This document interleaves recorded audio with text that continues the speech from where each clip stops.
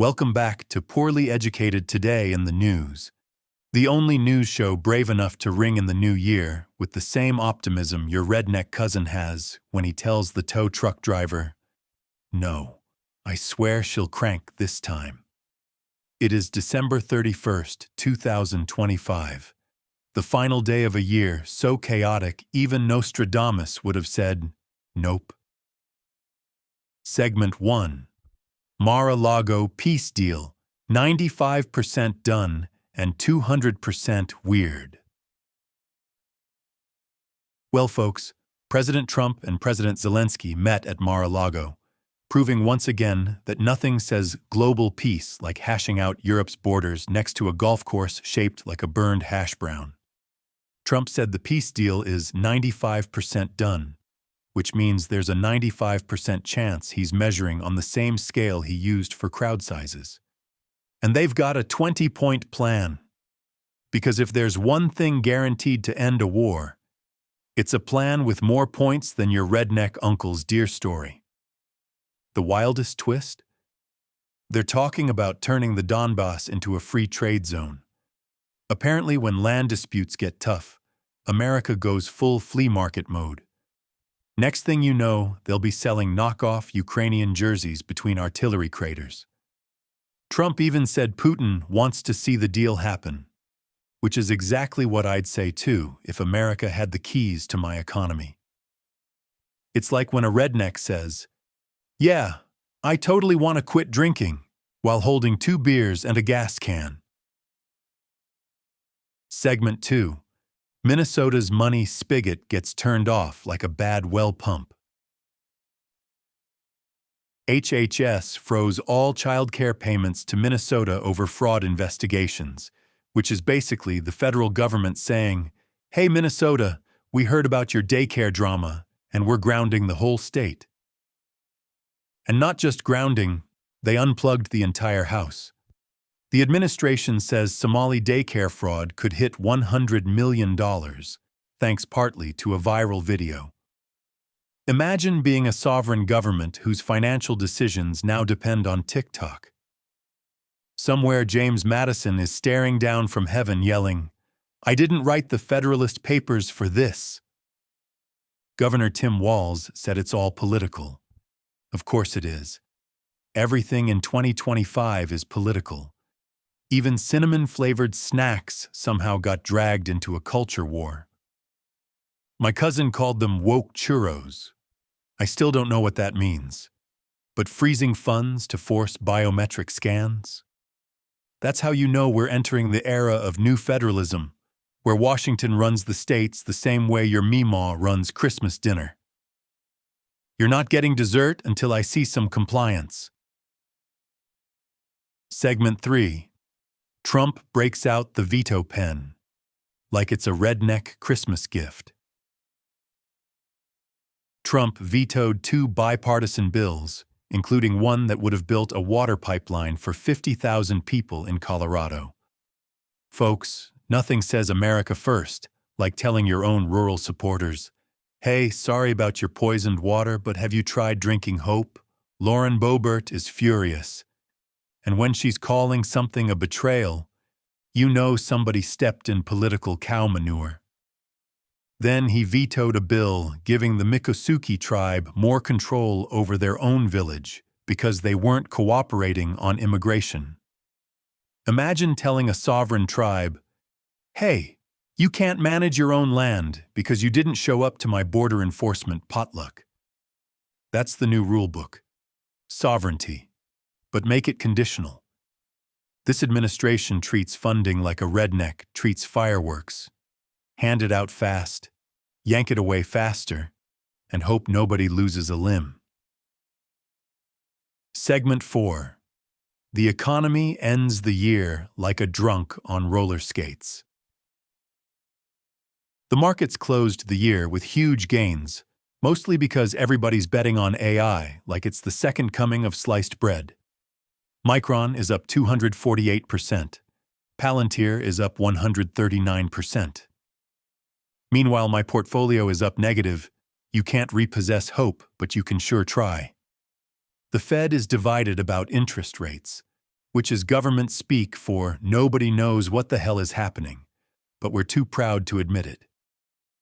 And Elon Musk, crowned richest guy in the galaxy, net worth around $600 billion, is managing the Department of Government Efficiency while also warning the world about silver shortages. You ever seen someone start a fire and then sell you the extinguisher? That's the Musk business model. Doge is supposed to make government efficient, but so far it's produced as much transparency as a fog machine in a haunted house. At least Consumer Trends gave us cinnamon and pickles, which tells you everything you need to know about 2025. If your nation is spiritually exhausted, you will crave snacks that burn your tongue and beverages that remind you of a jar from your grandma's fridge. Segment 5. Science wins the year while humans try their best not to burn the planet down. Scientists restored hearing in deaf children using gene therapy, discovered AI-designed antibiotics, found hints of ancient life on Mars, and measured time dilation between planets. That's right. Scientists figured out how clocks tick differently on Mars, while Florida still can't figure out how to count votes. NASA found organic molecules in Mars rocks, meaning once again, aliens are like your redneck cousin's fishing stories. There's always evidence, but never enough for a photo. And they found 3 new species of African toads, proving nature is still more productive than Congress. Meanwhile, Europe expanded animal pain laws because new research shows fish feel pain. Rednecks everywhere gasped the same way they did when they learned raccoons aren't nature's free emotional support animals. Segment 6. Bomb cyclone wreaks havoc, while the Pacific Northwest goes broke. A bomb cyclone dumped multiple feet of snow on the Northeast, shutting down airports and giving Buffalo residents yet another reason to brag about how tough they are. 3 inches an hour? That's cute, they say, while casually digging out their roof. The La Niña winter is freezing everything north of Tennessee, while the Pacific Northwest is out here going bankrupt because federal timber funds expired. Oregon's rural counties are losing services faster than your cousin loses teeth at a corn dog eating contest. Curry County can't fund law enforcement. Folks, you know you're in trouble when the criminals are like, "Hey, y'all open. We want to rob something, but nobody's answering the phone." This is the America of 2025. Scientists curing deafness, while the counties they grew up in can't afford sheriff deputies. Segment 7. New Year's Eve, gospel legends, TikTok goofiness, and sports chaos.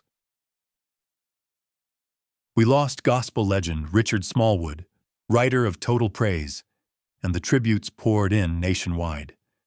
His music touched more people than most politicians ever will, which is probably why politicians don't write gospel music.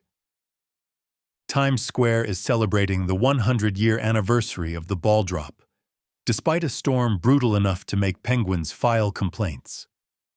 Diana Ross, Ciara, Maren Morris, and LESSERAFIM are performing, proving America can still unite over one thing: standing in freezing weather to watch a shiny orb descend. TikTok is obsessed with Zootopia couple selfies, which is adorable, but also deeply concerning because half the comments sound like people who would date a cartoon fox if given the chance. In sports, the NBA is wild. The Suns and Cavs are fighting for playoff seedings.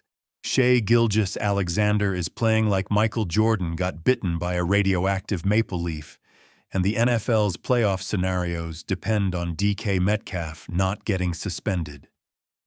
This is the first time in history the fate of Pittsburgh might depend on a wide receiver's attitude problem in Seattle. In conclusion, the last day of 2025 looks like America is 95% done with reality and 5% waiting on paperwork. We've got peace deals, veto tantrums, scientific miracles, bomb cyclones, cinnamon snacks, TikTok Fox selfies, and an economy held together by semiconductors and survivor's guilt. If this is the preview for 2026, someone better get NASA to measure time dilation in our souls, because this year felt like 5.